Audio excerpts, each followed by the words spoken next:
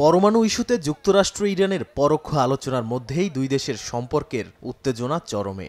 আন্তর্জাতিক আণবিক শক্তি সংস্থা আইএইএ বলছে, তেহরানের হাতে এখন যে পরিমাণ ইউরেনিয়াম আছে তা দিয়ে অন্তত ৬টি পরমাণু বোমা তৈরি সম্ভব। বর্তমানে ৬০% মাত্রায় ইউরেনিয়াম সমৃদ্ধ করছে ইরান, যা অস্ত্র তৈরির ৯০% মাত্রার কাছাকাছি। যদিও ইরান সবসময় দাবি করে আসছে তাদের কর্মসূচি শান্তিপূর্ণ, কিন্তু পশ্চিমা বিশ্ব বলছে বেসামরিক খাতে এত উচ্চমাত্রার পারমাণবিক সমৃদ্ধকরণের কোনো প্রয়োজন নেই। এ নিয়ে মার্কিন প্রেসিডেন্ট হিসেবে দ্বিতীয় মেয়াদে দায়িত্ব নেয়ার পর আগ্রাসী অবস্থান নিয়েছেন ডোনাল্ড ট্রাম্প। পারমাণবিক কর্মসূচি বন্ধ না করলে ইরানে বোমা হামলার হুমকিও দেন তিনি। ট্রাম্পের এমন আগ্রাসী মনোভাবের কারণ নিয়ে বিশ্লেষণধর্মী একটি প্রতিবেদন প্রকাশ করেছে বার্তা সংস্থা রয়টার্স।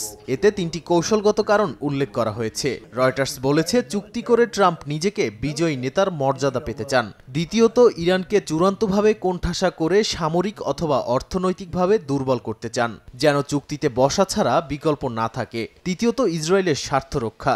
ইরানের পরমাণু সক্ষমতা তেল আবিবের জন্য অনেকটা অস্তিত্বে হুমকির শামিল। ২০১৫ সালে ৬ বিশ্বশক্তির সঙ্গে পরমাণু সমঝোতায় পৌঁছেছিল ইরান। তখনকার চুক্তি অনুযায়ী নিষেধাজ্ঞা শিথিলের বিনিময়ে তেহরান পারমাণবিক কার্যক্রমে লাগাম টানার অঙ্গীকার করেছিল। কিন্তু ২০১৮ সালে ট্রাম্প সেই চুক্তি থেকে যুক্তরাষ্ট্রকে একতরফাভাবে সরিয়ে নেন। এরপর ধীরে ধীরে চুক্তির শর্ত ভেঙে ইউরেনিয়াম সমৃদ্ধকরণের মাত্রা বাড়ায় ইরান। নাদিম মারজান, সময় সংবাদ।